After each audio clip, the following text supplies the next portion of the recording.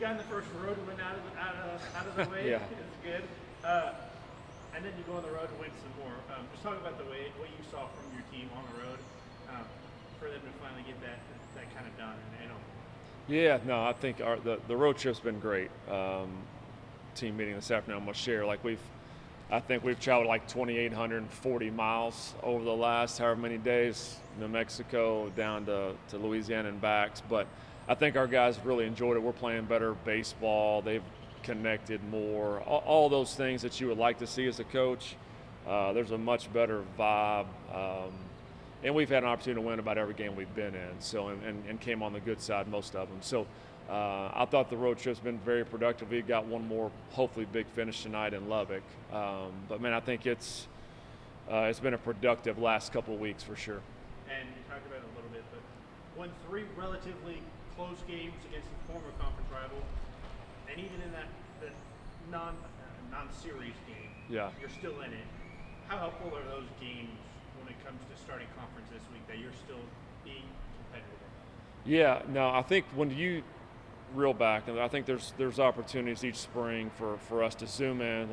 We can be very, very focused on this pitch, and then there's other opportunities when you're riding on the bus for 8 hours to kind of zoom back out and, all right, man, where are we? What's this look like? We always kind of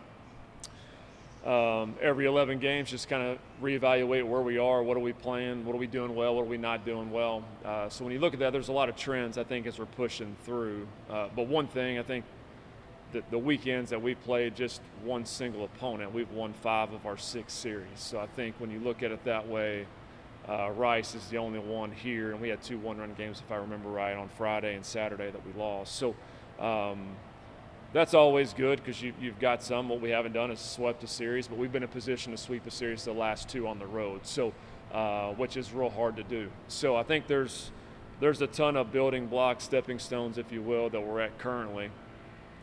Would much rather be 30-0 or 28-0, whatever, but at the same point in time, we're learning through this thing together. So, no, as you zoom back out, there's some really good things to unpack.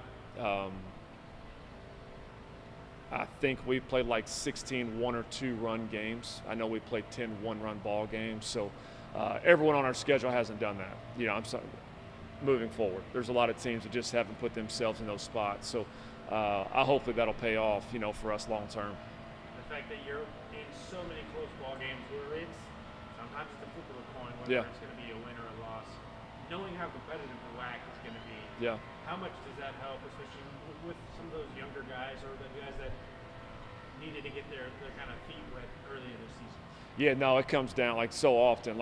Example, we're one call away on Sunday in the 9th inning of coming home with a sweep. It's a replay review on a foul ball caught, seriously, game's over.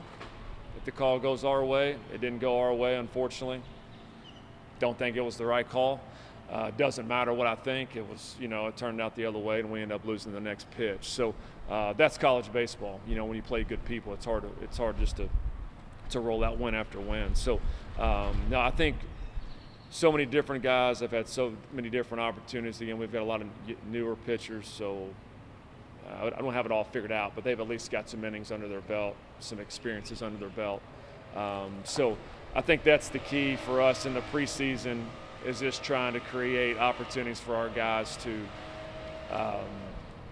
get comfort in those situations once we get to conference.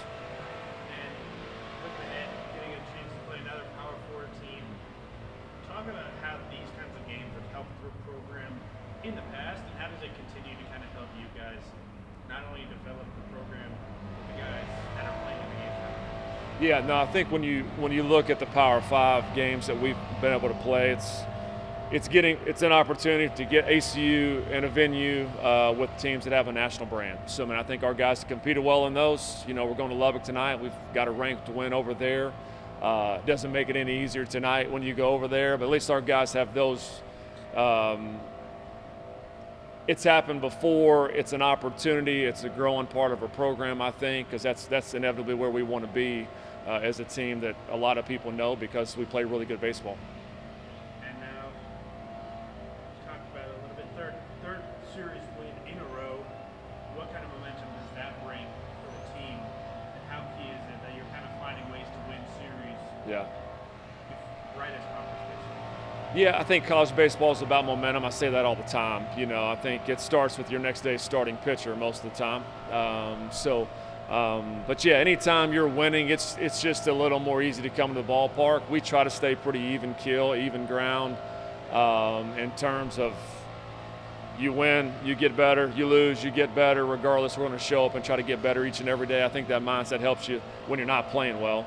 But certainly when you're winning games and winning series, it's a lot more enjoyable bus ride. I know I'm a lot more enjoyable to be around, I'm sure, when we're winning than losing. But I think every coach can probably say the same thing on that one. And now you have a conference play this weekend, but it's a little bit of a different schedule. You go Thursday, yeah. Saturday. I know I think baseball players are routine-oriented guys. How are you making sure that your team's able to stay in kind of their routines despite putting up a day? And how much does it help that you have veteran guys throughout your lineup and even on the pitching staff that kind of know how to feel? Yeah, that's part of the toughness piece, man. It's not always, that's the thing about our sport. The weather changes, the dates change, the times change.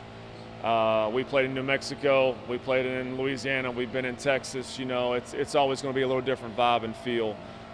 So we won't build up into it. There's a rhythm and routine, as you said. I think it's our job to put our guys in positions for success with our bodies, with their minds. Sometimes you just don't have that opportunity. We'll get back from Lubbock. We got back on Sunday night at 1 a.m. We'll get back on the bus. We'll get back at 1 a.m. again tonight, and then we'll play on Thursday. That's just part of it.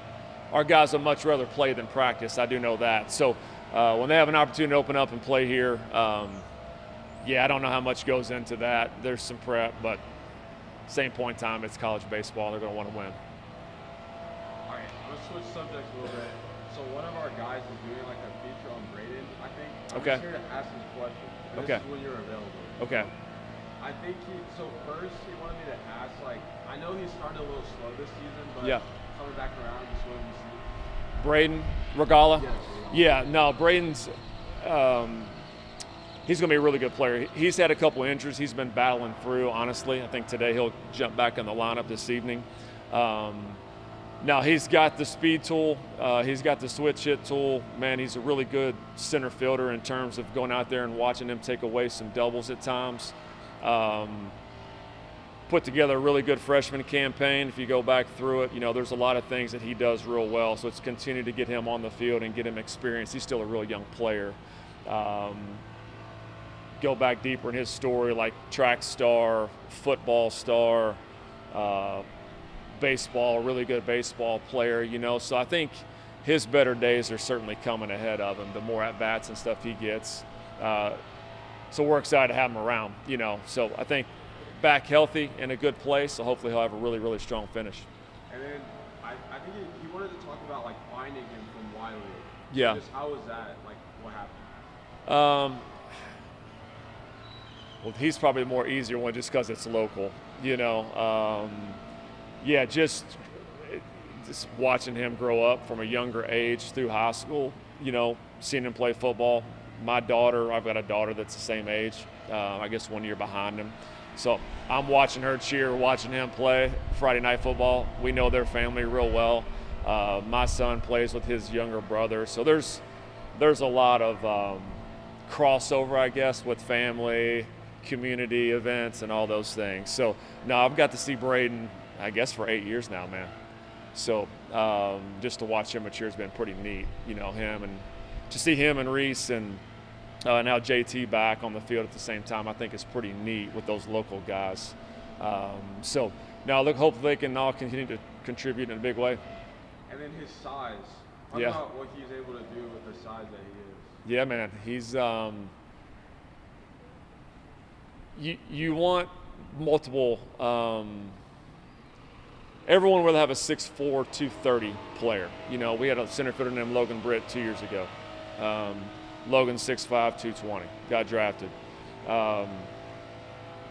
Logan was as fast as Braden, but totally different skill set. He wasn't like your prototypical leadoff guy, on base percentage guy, where Braden, that's his game, man. It's switch hit. He should always have an advantage on the pitcher in that regard, taking away a breaking ball. Obviously he could run. When you have the short game, in the defensive tool, the stolen base package. Like, he's got a lot of things going for him. And then last thing, I know you always talk about bringing high, like caliber, quality character men into the program. So talk about that aspect of Braden. Yeah, Braden's first class, man. Very well-rounded young man, very competitive, very intelligent, great teammate. Work ethic has been great. He jumps right in and gets to work. He's one of the guys that you'll find up here hitting all the time. So I think he checks about every box from a head coach's perspective, man. You know, represents us very well in the community, helps us on the field, win games. He's been a part of a championship team his freshman year. So, man, I can't say enough good adjectives on him, you know, in terms of all the boxes he checks, including the personality, man. He's got this I don't know, smile. He's one of those guys when you walk in the room, the temperature kind of goes up because he just got a good personality. So, no, we're glad he's a Wildcat. I know you've talked on him a bit before, but Baron Mann has now become one of your most reliable guys out of the bullpen. How do you see him just develop in his freshman season too, and where he started in his college career? Yeah, no, it's been neat to see him because we've used him in a lot of different roles here early. You don't know how, and that's kind of part on purpose. You know, long term, he's going to be a starting pitcher for us here. Right now, trying to get our best guys in certain games has been the challenge a little bit early on. So you open him some, you close him some, he's in the middle some, and honestly, he's handled all three of those roles very, very well. So that's exciting to see. You know, he's been very good inside the strike zone. You know, the results have been great. You know, you can see the confidence coming more and more from a younger player with more success and more opportunities he's had. So I think he's got a really, really bright future here. And he's put together a really, really good freshman campaign. And for the second year in a row, it's Grant and Diego kind of going back and forth that home run battle.